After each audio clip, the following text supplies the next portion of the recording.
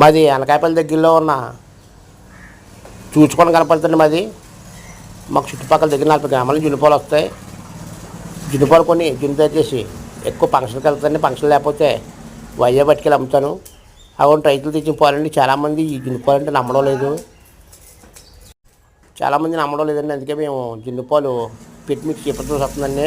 అలాగని రైతులు తెచ్చిన పాలు కూడా అండి ఈయన పాలు పిచ్చిలేడు వేస్తుంటారు, రెండో పాలు పిచ్చిలు వేస్తుంటారు, 3 పాలు కలిపి తెచ్చేస్తుంటారు. డయ్యలా జున్ను అవుతున్నాయి. బయట పాలు కలలేదండి. బయట పాలు కలకపోతే మాకు డబ్బులు రావు.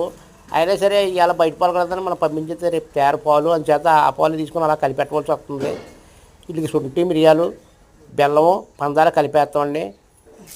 అక్కడ ఇవి మొత్తం వేళ తెచ్చిన పాలు 5 రైతులు తెచ్చిన పాలు అవి 5 తెచ్చిన రైతుల పాలు 30 లీటర్లు అండి. ఇవి 30 లీటర్ల పాలు అక్కడ పక్కన మీకు చూపించి పందాలు బస్తాలండి. చాలామంది అనుకుంటారు ఇదేదో పౌడర్ అనుకుంటారండి. పౌడర్ లేదు కదా, పందాల బస్తాలు అయ్యి. పందాల, శొంఠి, మిరియాలు, బెల్లం అక్కడ శొంఠి మిరియాలు అండి. ఇవి కలుపుతాండి. మనది కర్రల పొయ్యేనండి, గ్యాస్ అది కాదు, కర్రల పొయ్యే. ఒక తెప్పాలు ఉడికేసరికి దగ్గర ఇంచుమించులో 4 గంటల టైం పడుతుందండి. అదే తెప్పాలు దించిన తర్వాత చల్లారడానికి 24 గంటల టైం పడుతుందండి. ముద్దపాలంగా ఉంటుంది కదా, బేగా చల్లారదు. అలాగే బేగా ఉడకదు, జున్ను బేగా చల్లారదు.